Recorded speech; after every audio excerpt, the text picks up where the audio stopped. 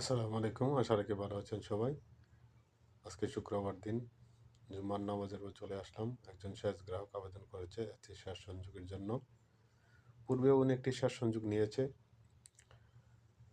প্রায় দীর্ঘ 10 span line নির্মাণ করে উনি বর্তমান একটি শেষ সংযোগ নিয়েছে আজ থেকে 1 সপ্তাহ আগে।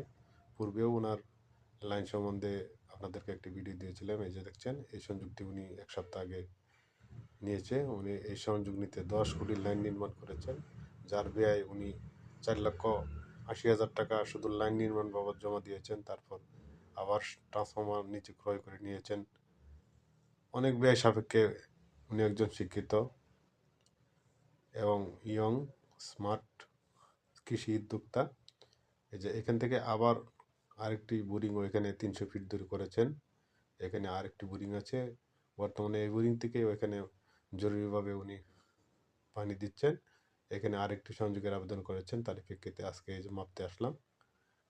এই যে উনি সামনে যে দেখছেন, উনি হচ্ছে এই কৃষি উদ্যোক্তা। এখানে যে বিস্তীর্ণ এলাকা দেখছেন, বিস্তীর্ণ জমিগুলি দেখছেন, এগুলি সারা বছরই এভাবে অনাবাদি হিসেবে পড়ে থাকতো।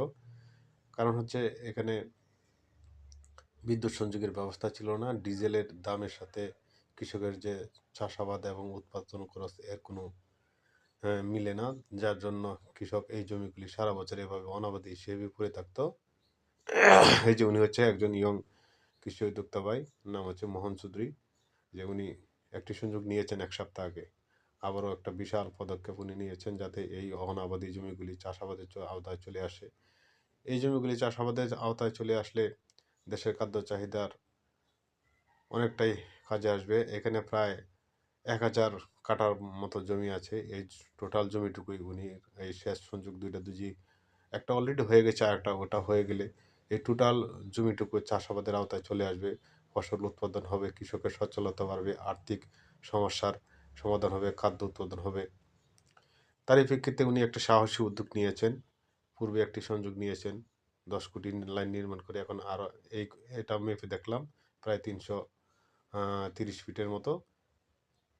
আরেক এক স্প্যান লাইন নির্মাণ করলেই উনি ওই সংযোগটা পেয়ে যাবে।